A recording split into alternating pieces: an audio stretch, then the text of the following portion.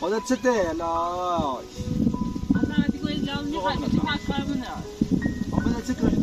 尽力而为，顺其自然，爱惜自己，尊敬他人，珍惜当下，乐向未来。小伙子昨天出去找人，得到了很多有价值的信息，他这段时间的辛苦没有白费，老天爷会让你知道付出肯定有收获。今天的天气有点阴沉沉，似乎要下雨了。小伙子已经来到了他妻子这里，他妻子没有好脸色地和他说，你不是天天忙得很吗？今天过来做什么？小伙子一听就知道，这2天没回来，他又埋怨他了。他并不想一回来就和他吵架，他说可能要下雨了，我回来帮助你们把帐篷搭好。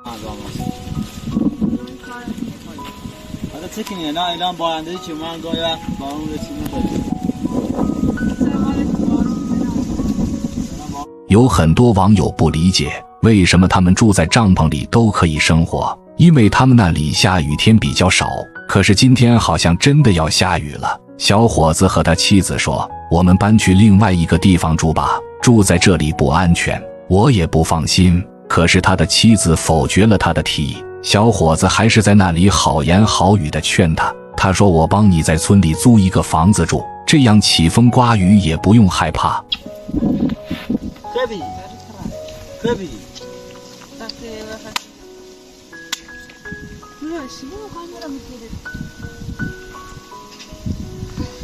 小伙子的妻子似乎还在和他怄气，不管他提出什么，他都是不同意。他又好声好气地说，暴风雨来临会把你的帐篷弄坏的，到时候孩子淋了雨要生病的。可是他的妻子一直是一个挺固执的女人，他好话都说尽了，他还是不愿意。可是小伙子还是很担心，他这个帐篷会承受不住风雨。他说那我想办法把这个固定一下。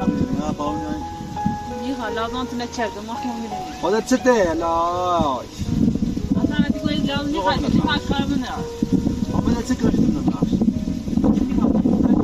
此时已经开始电闪雷鸣了，有可能这个地方真的会下暴雨。小伙子已经跑着去村里商店了，而他的妻子在这里一个人带孩子。一阵狂风扑过来，帐篷已经倒了下去，他只能抱着孩子去把他拉起来。都已经这样了，他还是一意孤行，真的不知道他为什么就是要这样。你不考虑自己，还要为孩子们考虑。家里的孩子们都还很年幼，他们似乎也很害怕这样的天气。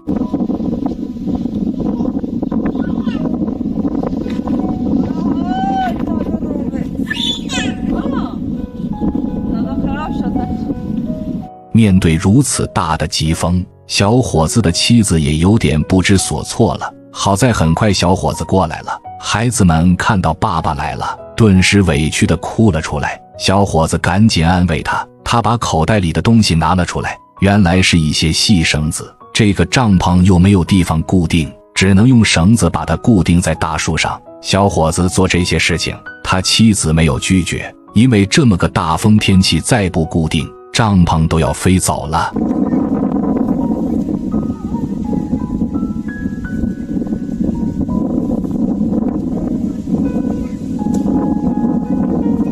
有很多网友都觉得小伙子是一个靠谱的人，他昨天能找到牧羊女和工人师傅，还从他们那里知道了阿祖法身上发生的所有事情，这对他来说也是一个意外的收获。但是看过阿祖法视频的很多朋友都知道，工人师傅已经去过他现在的新住址了。他当时去的时候，阿祖法也很意外，原来是莫森看到了工人师傅后，因为他自己临时有事情，这就拜托他给阿祖法运送木材。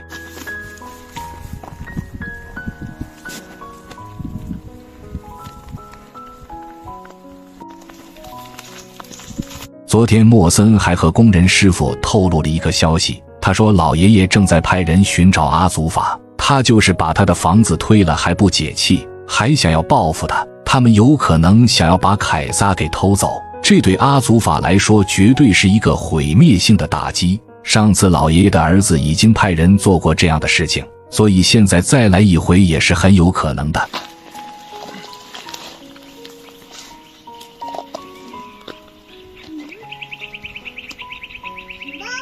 莫森和工人师傅说，不要和任何人透露阿祖法的地址，一旦把他住的地方给泄露了，也不知道会带来什么恶劣的后果。工人师傅当然知道这件事情的重要性，所以他现在心里还在犹豫，要不要把阿祖法的地址告诉小伙子。他现在手里已经有了他的电话号码，打不打这个电话现在都不知道。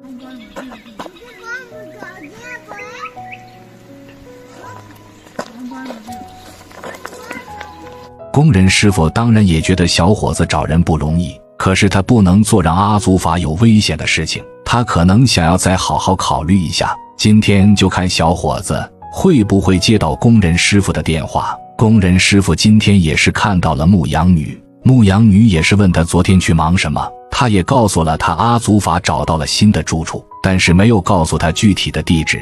这件事情肯定还是要先保密。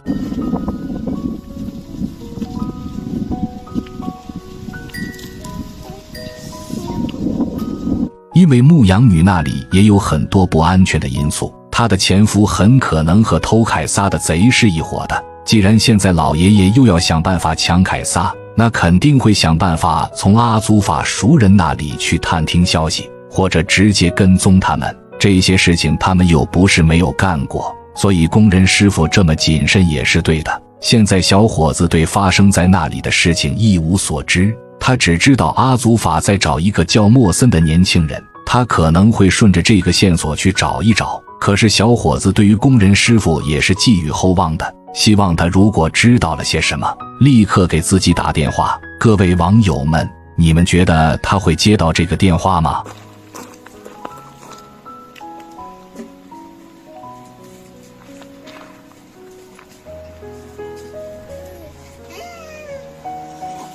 小伙子昨天晚上给奶奶打了电话，他把这2天找到的消息全部告诉了他。奶奶听了以后也表示很震惊。其实这2天康特也去了他那里，他的孙子在外面做好事，救下了2个被小贼抢走的孩子。他把2个孩子寄托在奶奶那里，还拜托隔壁小哥帮他们寻找父母。康特是匆匆忙忙过来的，他只是说了一个大概。其实阿祖法那里发生的事情，康特可能没有小伙子知道的这么清楚。奶奶已经知道了阿祖法所有的事情，这也让他更加的心疼他，觉得他在外面真的是受尽了苦难。他也希望康特快点能把他们找到。